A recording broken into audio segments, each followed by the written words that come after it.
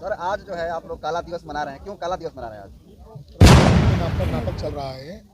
उसको हम नाटक इसलिए कह रहे हैं कि उनका वहाँ क्लेम करने का कोई अधिकार नहीं है। जो राम मंदिर की अंदर मूर्ति बिठाई जा रही है, प्राण प्रतिष्ठा का मार्केटिंग चल रहा है, यहाँ की धरोहर हमारी पुरखों की है। तो सम्राट अशोक ने 84,000 चुनाव में हार गया, तो पुलिस जब डंडा लेकर उनको डराने लगी तो उसने कपड़े उतार कर पुलिसों का विरोध किया, तालियां बजा बजा कर चुनाव आयोग का विरोध किया। तो ऐसे ही आप जैसे सच अच्छे लोग होंगे, उन्होंने लाइव दिखाया तो पुलिस वालों को लगा सलाम तो बदनाम हो जाएगा, वो भाग गए। तो कलेक्टर ने रिकाउंटिंग किया तो सोनू किन्नर को जीता घोषित कर दिया, जो हार गया था। तो इस रूप में पवित्र धर्म ग्रंथ का आदेश है कि ब्राह्मणों को मूर्ति नहीं रखना चाहिए। जिनको मूर्ति रखने के लिए मना किया है वो मूर्ति की प्राण प्रतिष्ठा कर रहे हैं। हम ये विरोध इसीलिए जता रहे हैं कि आने वाली पीढ़ी ये समझे कि सारे लोग खरीदे नहीं गए थे, हमारा समाज मर नहीं गया था, हम मुर्दा नहीं है, हम जिंदा है भाई। जिंदा होने का हमें सबूत दिखाना, विरोध जिंदा होने का सबूत है। सर आज का ही दिन जो है कि संविधान प्रस्तावना दिवस है और आज आप काला दिवस मना रहे हैं। आज तारीख कितना है? 22। 18 तारीख से केंद्र सरकार ने दिल्ली में कर्फ्यू जारी कर दिया। 144 धारा, 144 धारा कब लगती भाई? 18 के बाद 26 जनवरी आने वाली है। क्या हल्ला गुल्ला कर रहे हैं, लूटमाट कर रहे हैं क्या? संविधान को मान रहे हैं क्या? तो वो लोग लोकतंत्र को, लोकतांत्रिक संस्थाओं को कैप्चर कर लिया है। आज अगर हमारा विरोध होता और हमको जेल में डाला जाता तो सारा हिसाब किताब लिया जाएगा। आपको भी निमंत्रण है।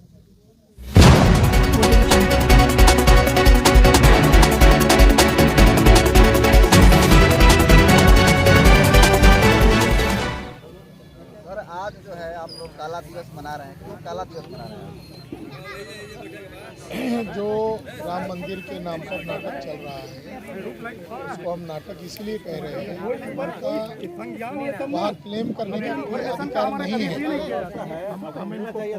जो राम मंदिर की अंदर मूर्ति बिठाई जा रही है, प्राण प्रतिष्ठा का मार्केटिंग चल रहा है, वो मूलतः साकेत है। अयोध्या नहीं है, मूलतः साकेत है। और वह सम्राट अशोक की धरती है, जहाँ पर सम्राट अशोक ने 4 बड़े स्तूप बनाए थे और वहाँ एक स्तूप में सम्राट अशोक ने तथागत बुद्ध के अस्थि कलश को रखा था। तो हिस्टोरिकल आधार पर वो बुद्धिस्ट प्लेस है और उसके ऊपर जोर जबरदस्ती से जो कब्जा किया जा रहा है, उसका विरोध करने के लिए आज हम काला दिन मना रहे। केवल यहाँ नहीं मना रहे, ऑल इंडिया में मना रहे।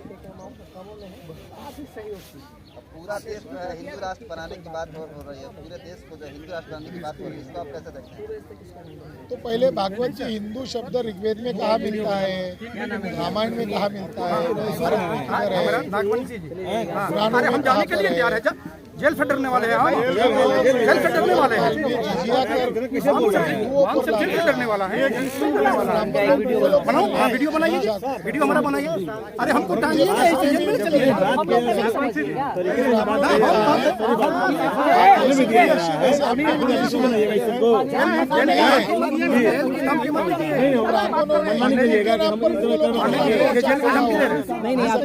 हमारे लिए बना है ना, जेल हमारे लिए है ना। प्रशासन हिस्सेदार बन गए थे।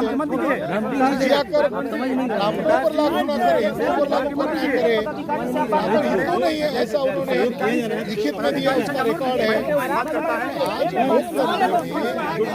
आज भिखारी बन जिनके पास वोट नहीं है, आज तो शासन सत्ता में कैसे आएंगे? के तौर पर हिंदू शब्द का इस्तेमाल शुरू किया है ताकि शासन प्रशासन पर हिंदू के नाम पर कब्जा किया जाए। जैसे कोई मिश्रा जी है, दुबे है, पांडे है, भागवत है, गडकरी है, फडणवीस है, इनको हमारा प्रेम पूर्वक आग्रह है कि आप ब्राह्मण के नाम पर चुनाव लड़ो। देखते भी जैसे चुन कराएंगे, चुनाव नहीं चुन कराएंगे, एमपी एमएलए कहाँ से चुन कराएंगे? ये जो शब्द है ये गाली है, ऐसा स्वामी दयानंद सरस्वती का कहना है। तो जो स्वामी दयानंद सरस्वती का जो कहना है, इस बात को छुपाकर भागवत हिंदू राष्ट्र का राग आलाप रहे, इसके पीछे पिछड़े वर्ग का समर्थन हासिल किया जाए, घोटाला ईवीएम के जरिए से किया जाए, मगर ईवीएम के खिलाफ जन विद्रोह न हो, इसीलिए हिंदू राष्ट्र का ही राग आलाप रहे। ये इसमें सच्चाई नहीं है। ये तमाम ओबीसी के लोग हैं, तमाम बैकवर्ड कास्ट के लोग हैं, और राष्ट्रीय पिछड़ा वर्ग मोर्चा ऑल इंडिया में इसको काला दिन मना रहा है। तो सारे ओबीसी के लोग का है बीजेपी के साथ। ये देश हमारा है, यहाँ की धरोहर हमारी पुरखों की है। तो सम्राट अशोक ने 84,000 विहार बनाए, वो कहाँ गए? अब तो पत्रकार लोग हो, आप लोगों को भी ये सवाल परेशान करता होगा कि 84,000 विहार सम्राट अशोक ने बनाए, वो कहाँ गए? तो उन्हीं को तोड़कर मंदिर बनाए गए। जैसे आज हमारे समय में हमारे विहार को तोड़कर मंदिर बना रहे, उस समय भी उन्होंने ऐसा ही षड्यंत्र किया था। अरे हम जाने के लिए तैयार है। आज हम लोग जेल फटकने वाले हैं, हमारा है, करने वाला है। बनाओ वीडियो बनाइए, यही वीडियो हमारा बनाइए। अरे हमको चाहिए जेल में चलिए। हमें भी दिया जा रहा है, बनाइएगा इस सबको। मनमानी करिएगा कि नहीं आप क्या, अरे जेल हमारे लिए बना है ना, अरे जेल हमारे लिए है ना। जेल की धमकी मत दीजिए। अज्ञानी व्यक्ति दोषी नहीं हो सकता, मिसगाइड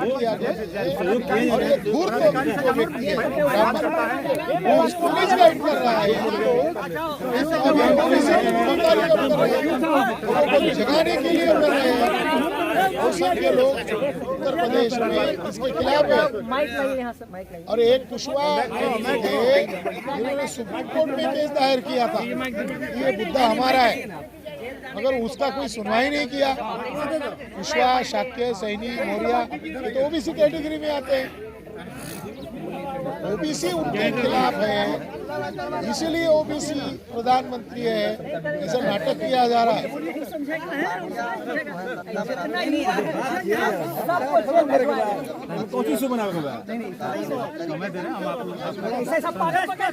मैं इस पर कहना चाहता हूँ कि कौन सी पार्टी आज विपक्ष में है और ईवीएम का विरोध कर रही है, जरा उनके नाम हमें बताइए ताकि हमारे ज्ञान में भी इजाफा होगा। हमें तो नहीं लगता कि ईवीएम को लेकर इन्होंने कभी आशंकाएं व्यक्त की। जब हम लोगों ने ईवीएम को लेकर चुनाव आयोग को मुख्यालय को घेरने का आंदोलन घोषित किया, तब जाकर बोला है कहीं ये सारा समर्थन इधर न खिसक जाए। अब वो माहौल भारत मुक्ति मोर्चा के लोग कर रहे हैं, उनको भी मोर्चा में शामिल होना चाहिए। अगर विरोध का केवल विरोध करना, मैं भी ईवीएम के कारण मैं हारी, इतना कहना थोड़ी होगा। उसके लिए उनको आंदोलन करना चाहिए। ये आंदोलन तो कोई हमारा आंदोलन नहीं है, उनको तो शामिल होना चाहिए। तो क्या आपको लगता है जैसे उत्तर प्रदेश में मेयर के चुनाव थे, तो वहाँ एक काजल निषाद नामक एक महिला, एक युवा महिला, वो हार गई। हारने के बाद उसने कहा कि मैं जिस सीट से चुनाव के लिए खड़ी थी उसकी वोटर की संख्या है 3.5 लाख और गिनती में आ रही है 5 लाख। तो काजल निषाद समाजवादी पार्टी की कैंडिडेट थी, तो काजल निषाद समाजवादी पार्टी की थी मगर ईमानदार थी, उसने सच को बयान किया। ये अन्य लोगों को भी मालूम था। इसके बावजूद सपा बसपा ने काजल निषाद का समर्थन अगर दिया होता तो मान लिया जा सकता था कि व्यवहारता वो ईवीएम के खिलाफ है, मगर ऐसा नहीं हुआ। इसके उल्टा एक सोनू किन्नर ने चुनाव में हार गया, तो पुलिस जब डंडा लेकर उनको डराने लगी तो उसने कपड़े उतार कर पुलिसों का विरोध किया, तालियां बजा बजा कर चुनाव आयोग का विरोध किया। तो ऐसे ही आप जैसे अच्छे लोग होंगे, उन्होंने लाइव दिखाया तो पुलिस वालों को लगा सलाम तो बदनाम हो जाएगा, वो भाग गए। तो कलेक्टर ने रिकाउंटिंग किया तो सोनू किन्नर को जीता घोषित कर दिया, जो हार गया था। तो इस रूप में देखा जाए तो हिजड़े सही है, उसको न्याय करने के पास वो तुरंत न्याय कर रहा है। तो जो विपक्ष की आप बात कर रहे हैं, कांग्रेस मोर्चा निकाल रही है मगर ईवीएम के खिलाफ मोर्चा नहीं निकाल रही, यात्रा निकाल रही है ईवीएम के खिलाफ, एक रिजोल्यूशन पास किया, मगर इसके खिलाफ कोई मोर्चा निकालना चाहिए ना। प्राण प्रतिष्ठा के दिन ही आप क्यों इस दिन को चुने हैं? हम ये दिखाने के लिए चुने हैं कि आपके घर पर कोई कब्जा कर रहा है और इसके लिए न्यायपालिका को भी यूज कर रहा है, खरीद लिया है, तो हमें तो आक्रोश करना तो हमारा अधिकार है ना। प्राण प्रतिष्ठा काहे की कर रहे हैं आप लोग? आपके धर्म ग्रंथ में लिखा हुआ है कि ब्राह्मणों को मूर्ति नहीं रखना चाहिए। ब्राह्मणों को वेद का, ब्राह्मणों के पवित्र धर्म ग्रंथ का आदेश है कि ब्राह्मणों को मूर्ति नहीं रखना चाहिए। बड़ी गजब की बात है, जिनको मूर्ति रखने के लिए मना किया है वो मूर्ति की प्राण प्रतिष्ठा कर रहे हैं।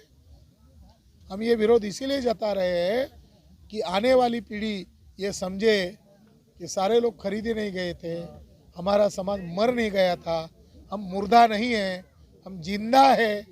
तो जिंदा होने का हमें सबूत दिखाना पड़ेगा ना, हम जिंदा है भाई। ये विरोध जिंदा होने का सबूत है। सर आज का ही दिन जो है कि संविधान प्रस्तावना दिवस है और आज आप काला दिवस बना रहे हैं। आज तारीख कितना है? 22। 18 तारीख से केंद्र सरकार ने दिल्ली में कर्फ्यू जारी कर दिया। 144 धारा, 144 धारा कब लगती है भाई? 18 के बाद 26 जनवरी आने वाली है। तो जो हुड़दंग मचा रहे, परमिशन लेकर कर रहे हैं क्या? हल्ला गुल्ला कर रहे हैं, लूट माट कर रहे हैं क्या? संविधान को मान रहे हैं क्या? तो वो लोग लोकतंत्र को, लोकतांत्रिक संस्थाओं को कैप्चर कर लिया है। आज अगर हमारा विरोध होता और हमको जेल में डाला जाता, सीना चौड़ा करके हम जेल में जाते। क्यों? हम लोकतंत्र बचाने के लिए ऐसा कर रहे हैं, हम किसी को नीचा दिखाने के लिए नहीं कर रहे हैं। अगला कदम क्या होगा आप लोगों का? अगला कदम होगा 31 तारीख को सारा हिसाब किताब लिया जाएगा। आपको भी निमंत्रण है। Thank you sir.